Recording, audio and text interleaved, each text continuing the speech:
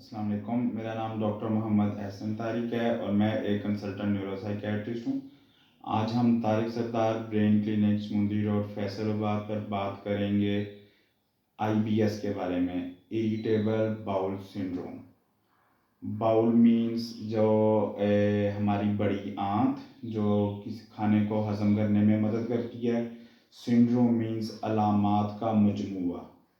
تو IBS بڑی آنت کے کچھ ایسی علامات جس کے اندر کرونک پرانی ریکرنٹ بار بار ہونے والی ابڈومینل پین، پیٹ کی درد جو پیچس یا قبض کے ساتھ ایسوسیٹڈ ہوتی ہے۔ پیٹ میں درد محسوس ہوتی ہے جس میں قبض بھی ہو سکتی ہے، پیچس بھی ہو سکتے ہیں اور کانسٹیپیشن اور ڈائریا الٹرنیٹو بھی ہو سکتے ہیں۔ اس کو سمجھنے کے لیے IBS کو سمجھنے کے لیے پہلے ہمیں یہ سمجھنا ضروری ہے کہ ہمارا گٹ نظام انہضام ڈائجسٹو سسٹم کا پارٹ وہ ہمارے برین کے ساتھ بھی کنیکٹڈ ہے۔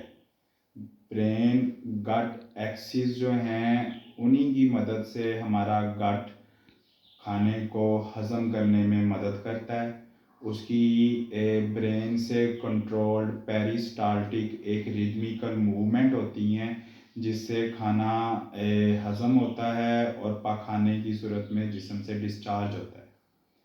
اب اگر اس کے اندر کچھ مسائل آ جائیں اس ایکسس کے اندر تو کچھ عرصے کے لیے وہ ریدمیکل موومنٹس زیادہ تیز ہو جاتی ہیں جس سے ہمیں واٹری ڈائریا آتا ہے۔ کچھ عرصے کے لیے سلو ہو جاتی ہیں جس سے پانی زیادہ جسم میں جذب ہو جاتا ہے تو کانسٹیپیشن ہو جاتی ہے۔ ان موومنٹس کے ساتھ جو ہمارے سینس کرنے والے نروس گٹ کے اندر موجود ہیں، وسراس کے اندر، ہمارے آرگنس کے اندر، ان کی ہائپر سینسٹیوٹی سے ہمیں درد زیادہ محسوس ہوتا ہے۔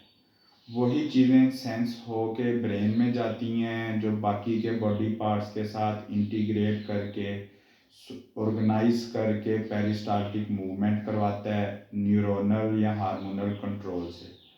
ان کو زیادہ جلدی یا سلو کرنے سے، گٹ کی موٹیلیٹی ڈسٹرب ہونے سے یہ دونوں علامتیں کانسٹیپیشن یا ڈائریا کی آتی ہیں۔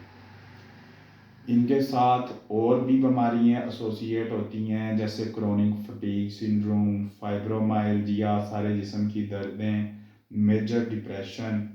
IBS 10% of the world population کو کرنٹلی ہے اور جنرل فزیشین کے پاس عام طور پر ڈائجسٹو پرابلم کے ساتھ لوگ سب سے زیادہ اپیئر ہوتے ہیں اور ڈائجسٹو پرابلمس کے اندر IBS نمبر 1 پر ہے۔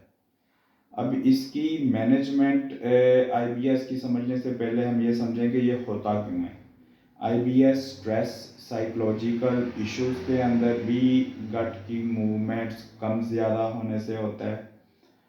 کچھ ایسی ڈائٹس، لو کاربوہائیڈریٹ ڈائٹس، ڈائری پروڈکٹس ہو سکتی ہیں، کچھ بینز ہو سکتے ہیں، ان کی وجہ سے بھی IBS ہوتا ہے۔ کبھی مینسٹریشن سائیکل کے دوران بھی IBS کے سمٹمز زیادہ آتے ہیں۔ انفیکشنز، انفلیمیشنز، کچھ سرجریز، ان کی وجہ سے IBS کے سمٹمز زیادہ آتے ہیں۔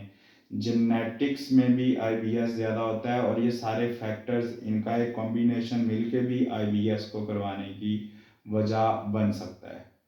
IBS کے اندر یہ بھی سمجھنا ضروری ہے کہ یہ ایک فنکشنل پرابلم ہے۔ GIT کے فنکشنز کے اندر ہضم کرنے کے ڈائجسٹو سسٹم کے فنکشن میں مسئلہ ہے، اس کے کوئی اسٹرکچرل، اس کی ساخت میں کوئی آبزرویشنل مسئلہ نہیں ہے کہ جس کو ہم آبزرو کر سکیں۔ یہ GIT کے کام کرنے میں مسئلہ ہے جو ہمیں اپنی کسی دماغی سٹریس یا کچھ خاص قسم کی ڈائٹ کھانے سے یا خاندانی طور پر ہو سکتا ہے۔ IBS کو ہم ٹریٹ کرتے ہیں سپورٹیو مینجمنٹ میں۔ اگر تو سٹریس ہے تو ہم اینگزیولیٹک سے اس کو ڈیل کرتے ہیں، ڈائٹ کو مانیٹر کر سکتے ہیں، ان کی ہیبٹس کو بہتر بنایا جا سکتا ہے۔ اس کے علاوہ اگر ہمیں ضرورت پڑے تو سیروٹونین لیول کے اوپر ہم اینٹی ڈپریسنٹ سے بھی IBS کو ٹھیک کرنے کی کوشش کرتے ہیں، کیونکہ اس کی وجہ سے سیروٹونین لیول کے کم زیادہ ہونے کی وجہ سے بھی آئی بی ایس کا پرابلم ہو سکتا ہے. اور ان شاء اللہ تعالیٰ we will make more videos regarding I B S. Stay tuned and do subscribe our channel. Thank you.